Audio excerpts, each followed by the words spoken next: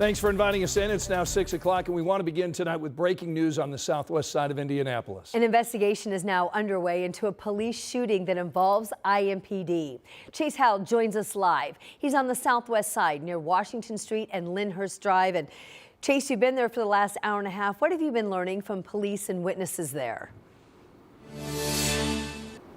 Anne-Marie, Scott, what we know right now is that a man is in stable condition at the hospital after being shot by police, and no officers were injured in this officer-involved shooting. Now, let's get right to that cell phone video I was able to get before any other station. Here you can see the man surrounded by officers with their guns drawn in the alleyway behind the Dollar General off of Morris Street after the woman who says he was shot at. Next, you'll see a short time later, you can see the man being wheeled to the ambulance on a gurney here. That's going across the right next to the laundromat.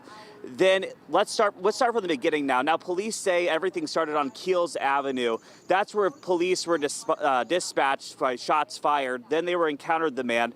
Then they were led on a brief foot chase over to Waldemere and Morris. That's across the street from the Checkered Flag Tavern.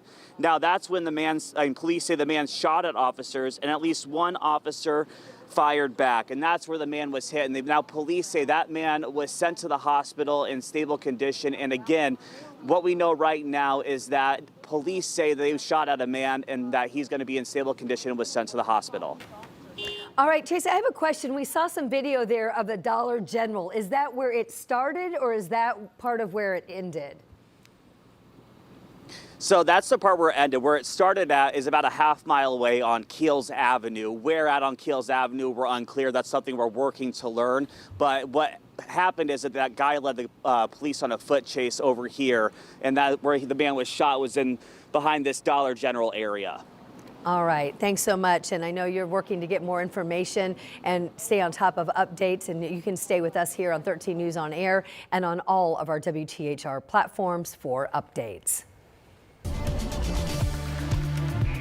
Well, certainly the weather is our other big story tonight at 6. Want to give you a live look at Edgewood and I-65. This is on the south side of Indianapolis. We've been dealing with snow and frigid temperatures, and in some areas causing issues for drivers. Live Doppler 13 radar is showing snow to the northeast of our viewing area. So tonight, for the latest on the road conditions and the changing weather, we have team coverage. Marina Silver is on the roads where the snow is coming down right now. She's been on the northwest side. Yeah, we'll hear from her in a moment, but first, Rob Ellis is in for Angela, tracking the conditions right now. Rob? Yeah, and we are seeing really a narrow band of snow that's been impacting areas mainly north of Indianapolis. Now, this was coming down over Indy for much of the afternoon, but it's been slowly drifting to the north, and now it's kind of stalled. And because it's stalled, we are going to see some areas pick up some additional accumulations here. And notice where the snow is a little bit heavier at times. We may be seeing that if you're traveling north of Lebanon on Interstate 65, if maybe you're in, say, Westfield or points to the north over to Anderson,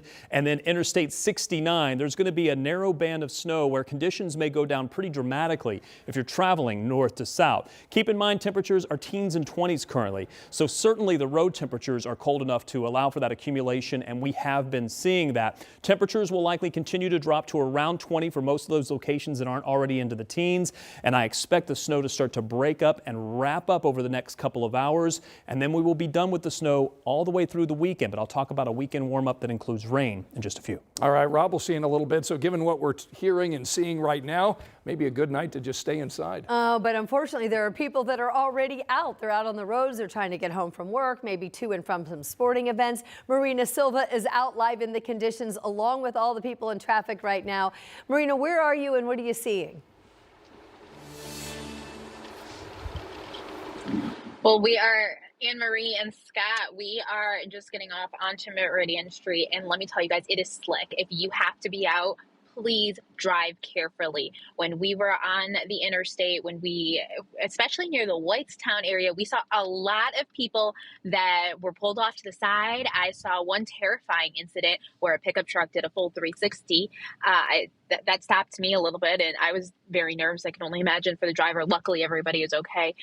Right now, we are downtown Indy about to turn on to Meridian Street, and it's still a little slick. You can see people are probably driving a little slower than they normally would. If you do need to go out, please just take it slow, leave more room between you and another car. We saw numerous accidents. All Scott right, and Anne Marina. Marie, I'm going to send it back to you guys.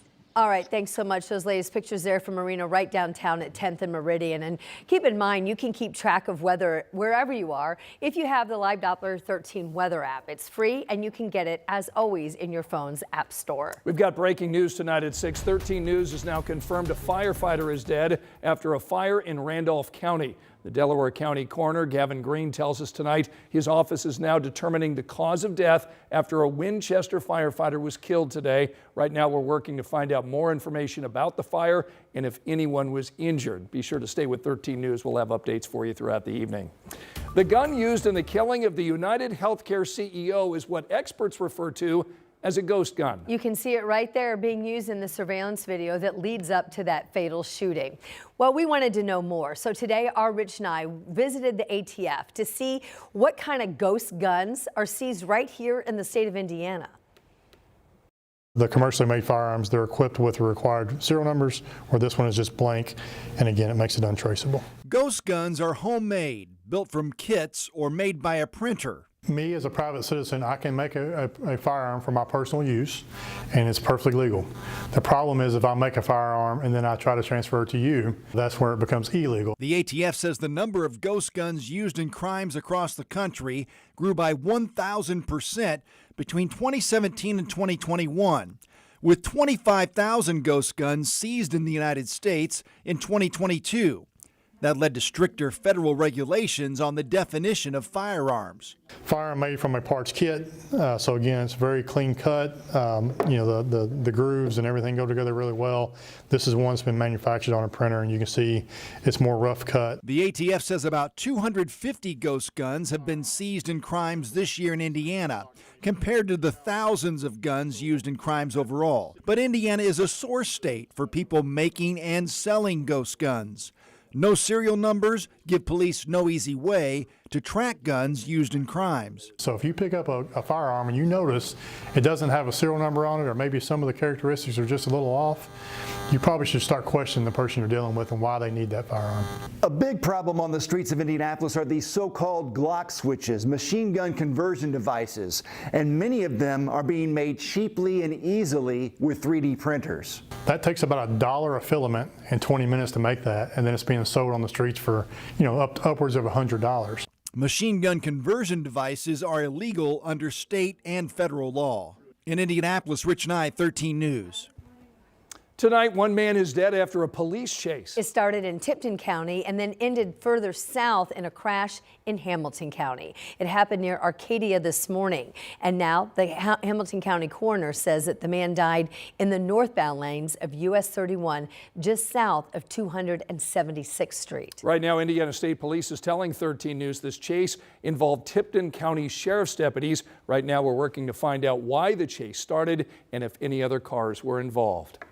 Tonight at 6, we're getting a closer look at something that affects all of us, the state of women here in central Indiana. Our Samantha Johnson looked over this State of Women's report that's just out, and she joins us now with some of the biggest takeaways. This is a pretty sizable report. Pretty sizable, pretty eye-opening too, I would say. The report, it's called, comes from the Women's Fund of Central Indiana. As we mentioned, it's 11 chapters. It's pretty detailed, and it covers everything from caregiving to housing, even financial stability. And when it comes to women's finances, the gender pay gap still exists here in central Indiana for women. In fact, they make about 70 cents on the dollar compared to men. This comes even though more women are getting college degrees than just a few years ago. Another issue in this report is talking about access to food. The report shows about 100,000 central Indiana women live in a food desert, and that is especially detrimental because women are 7 times more likely than men to be the meal planner at home, right? And community groups say women are typically the primary shopper too. We think, it's easy, just hop in the car, go to the grocery store. But for many of our food insecure neighbors, it's not as easy. Yeah, we know so many of these issues are that way. Of course, this is just a few of the nearly dozen topics that they talked about in this report, really just scratching the surface here. Like we talked about, 150 pages in all about women here in central Indiana. Other issues, housing, childcare, they go into great detail. We've summarized it for you, and we've linked that report at WTHR.com. I'm curious about your takeaway, Sam. You're a young woman here in Indiana. You're from Indiana. You want to stay in Indiana. Does this report, is it depressing for you, or do you find hope in it, or what? Yeah, it felt a little grim to go through all those details today, but I can say we talked to so many people who are advocating for and supporting women here in central Indiana. So a long way to go, but we've got a lot of people rooting for us. Yeah, it starts with identifying the problem That's first right. to fix it. All right, Sam, thank you. Well, we are still tracking snow in our forecast, and many of you north of Indianapolis could see more than an inch of snow. I'll talk about what happens once the snow moves out as it wraps up tonight. I think Hoosiers were loud and clear that property tax bills should have never gone up 15 to 20%. Making changes. We have the reason that Governor-elect Mike Braun says he's prepared for some delays in his goal to cap your property taxes. It's next.